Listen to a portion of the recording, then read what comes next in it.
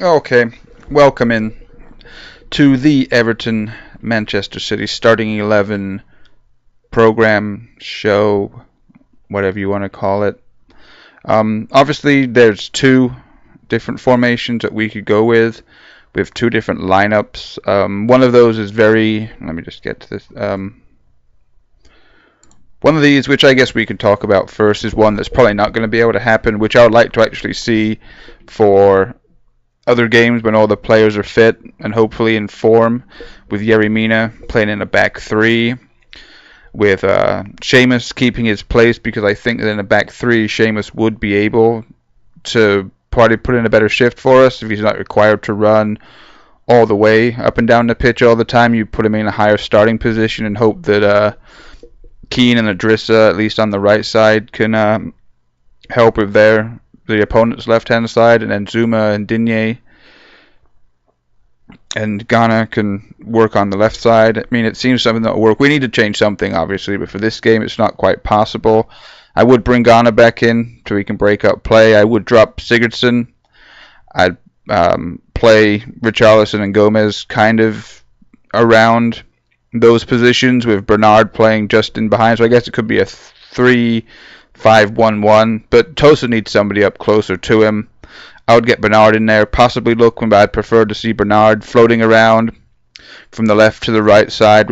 So if he goes out to the right, Coleman bombs on behind. A lot of things can happen. I'm not really too sure how it would work at the end of the day if everyone's got the skill set to be able to pull something off like this with these players involved. But if we're going to play this, we can't play Gylfi Sigurdsson, and we can't keep having Tosin up there all alone by himself with Richarlison and whoever plays on the right all spread out and nobody getting close to him, nobody going in behind him. It's the 4-3-1-1 or whatever we're playing right now.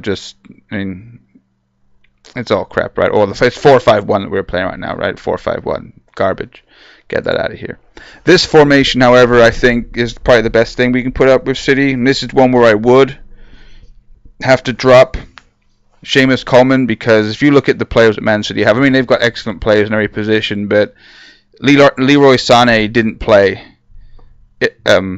against Arsenal. I don't think he's got a knock. I don't think he's got an injury. He's definitely not out of form. So if we have any sniff of a chance to stop Manchester City, at least on our right side, which many teams target, we've seen that. We saw it against Wolves. We've seen it against many teams this season. They will target Seamus Coleman if we were playing a flat back four. So I'd put John Joe Kenny in there. Maybe he's not as good offensively as Seamus Coleman is. Maybe he's not as defensively sound as Seamus Coleman, but I think we need a little bit of fight. We need a little bit of youth. We need a little bit of 90 minutes of just huff and puff and go and go and go, and just hope that Michael Keane and Ghana, who I'd have back in the squad team, obviously, can help out on both the right and the left. Because even though I think Digne is going to have a tough time, whoever plays on the right for Manchester City, it could be Bernardo Silva, could maybe put Sterling out there, maybe even bring in Riyad Mahrez. Like there's so many different ways that they can line up. But one thing's for sure. If we let them play their game, if they start stringing passes together and doing what they do week in, week out, our defenders, doesn't matter if you're playing right back, left back, or center back, you're going to be in for one hell of a ride, and not one that you're going to enjoy on Wednesday night. As for other players, like I said, I would bring Ghana back in. I would drop Sigurdsson.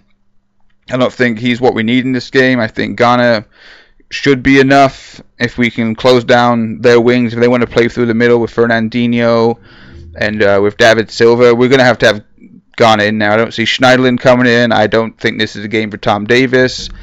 People have been calling an outside shout for James McCarthy, but I don't think he's ready, especially not for a game like this. That'd be a terrible game to bring him back into to start, or even come off the bench for a prolonged period of time. I just don't think it's the right game.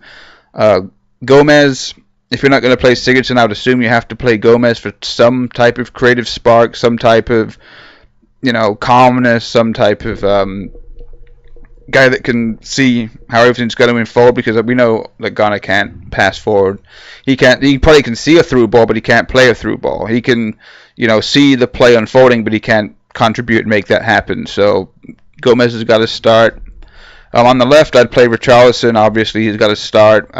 Might be able to give their if they go with wing backs, have him dash up and down the field as much as possible and put a lot of pressure on whoever plays the right side of their defensive three, which I'm sure they're going to go for. I'm sure they'll put out Laporte, John Stones. I think John Stones is available, and maybe Otamendi.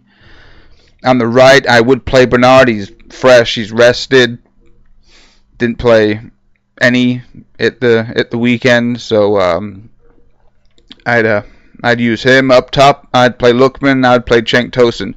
You could switch the Bernard and the Lookman positions, but like I said before, we need somebody to play close to Cenk. We need someone that can, do little triangles, do pretty passive, create something, break down their defense if possible, and be able to finish clinically. Because I think our only clinical finisher, when he gets in the right positions, is Cenk Tosun.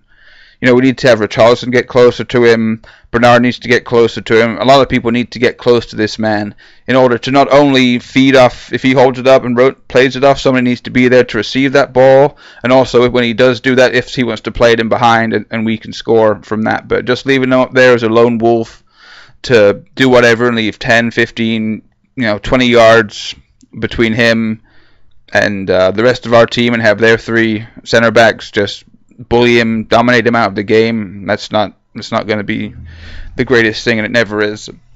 So overall, can't really get too excited about this game. If we went out and drew, that'd be a good thing. If we went out and won, we'd be ecstatic.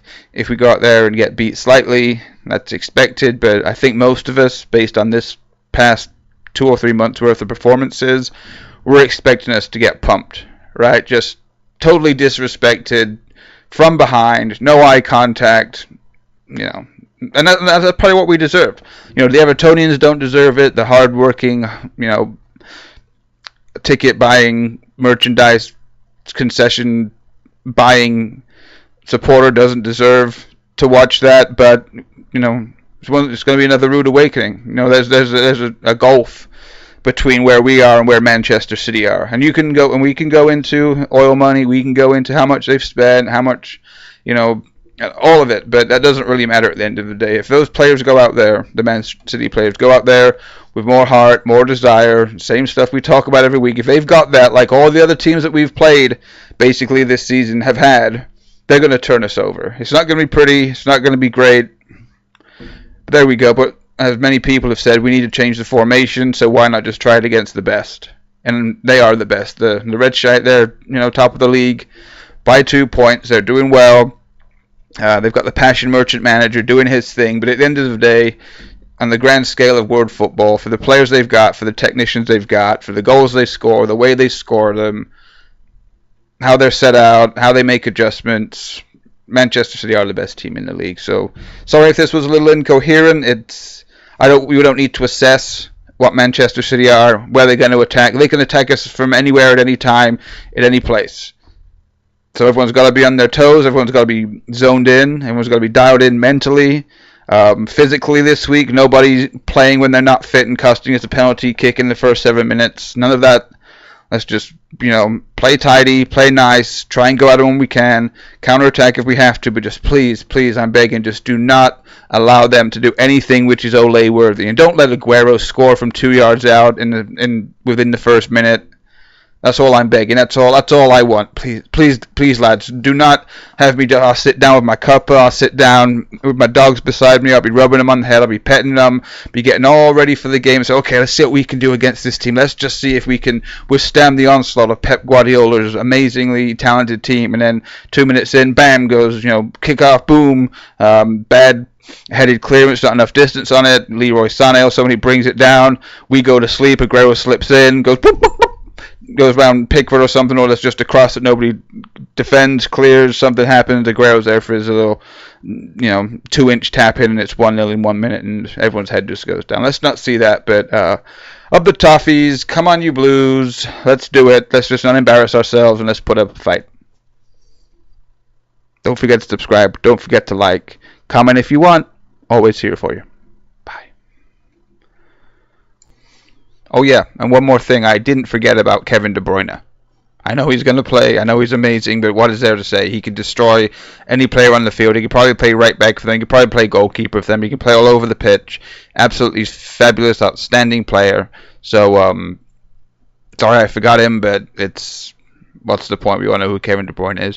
Oh, Kevin De Bruyne.